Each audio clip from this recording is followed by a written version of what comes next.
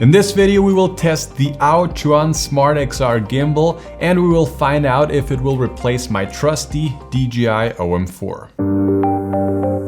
Hey, what's up guys, Julian from smartphonefilmmakingpro.com here, the ultimate online course about smartphone filmmaking. Aochuan Gimbal, and I hope I pronounced that right, was kind enough to send me this gimbal, and in the past 2 weeks I was putting the Smart XR Gimbal through its paces, and I have to say I really like this gimbal. And if you want to find out if it was good enough to make me switch from the DJI OM4, well, make sure to watch this video till the end. And in case you are interested in a big gimbal shootout between this gimbal, the DJI OM4 and the Hohem iSteady-X, well, make sure to hit the subscribe button because a ultimate shootout will come very soon. But first things first, for about $100 you get a very nice looking box, the gimbal, a mini table tripod, a USB to USB Type-C cable and an extra battery. When you first unbox the gimbal, you should download the app from the App Store that comes with the gimbal. The next thing that I would recommend is just to put your phone on the gimbal and balance it. The balancing part with this gimbal is, in my opinion, very comparable to the balancing of the DJI Osmo Mobile 3. I have used this gimbal a lot, so for me it was pretty simple to balance this and I was very used to this. But if you've never done this before,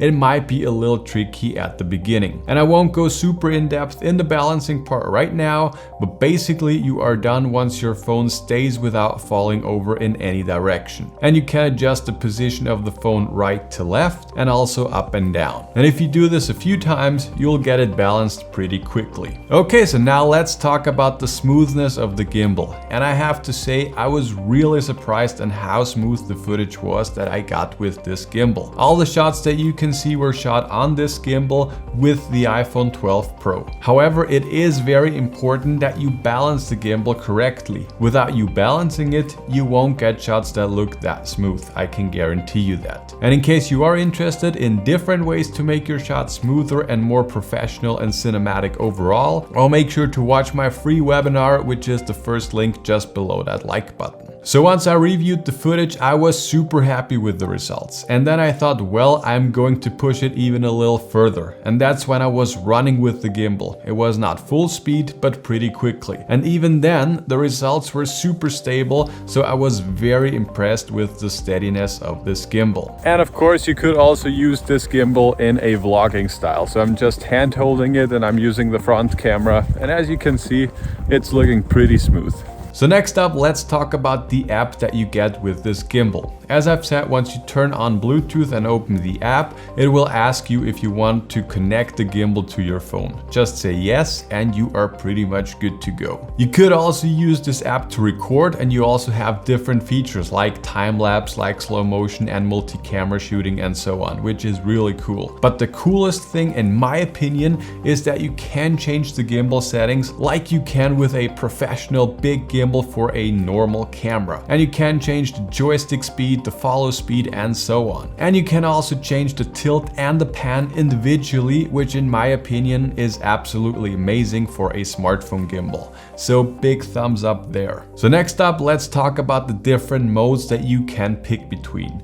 You have F, which stands for follow, and this will basically just follow the movements that you do. So right now I have it in F.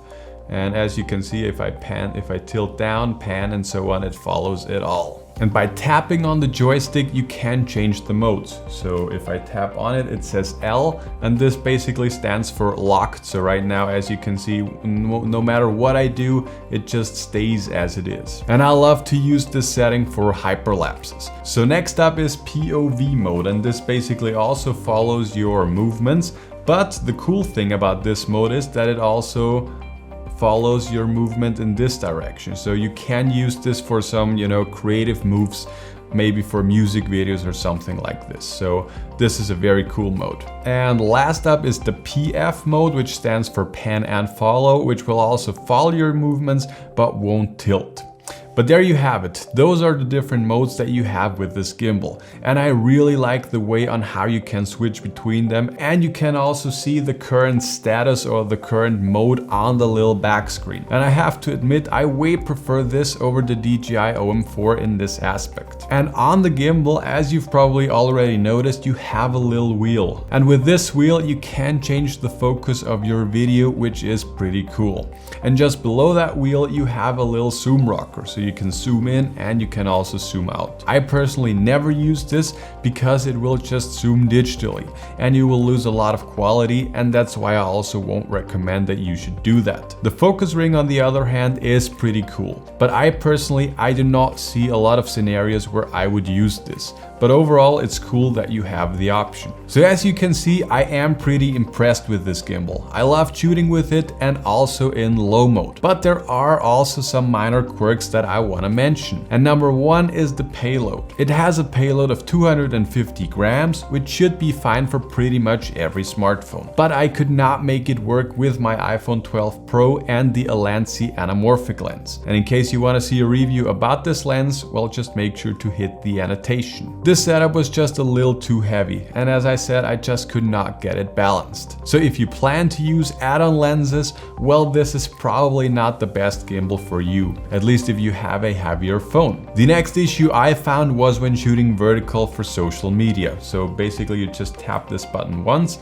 and then it switches to vertical mode. And when I was using the ultra wide angle lens on my iPhone 12 Pro, I could see the gimbal a little bit in the right corner. This was only visible very slightly, and you could get rid of this by just cropping in a little bit, but it is a minor issue that I found and I just wanted to mention it. And the last issue that I had that I wanted to mention was the smoothness when doing a parallax shot. As I've said at the beginning, for normal walking shots and so on, the gimbal is extremely smooth, definitely on point with the OM4. But when I was doing parallaxes, I just found it to be not as smooth as other gimbals. And this is something that you probably didn't notice, but since I film so much with my smartphone and also various gimbals, that's something that I noticed. But there you have it, guys. Overall, I can highly recommend this gimbal and I felt very comfortable using it. If those quirks that I mentioned don't bother you, well, this is a very good option for you. But now let's answer the question, will I switch to the Smart XR from my DJI OM4? And I have to say, no, I won't switch completely to this gimbal,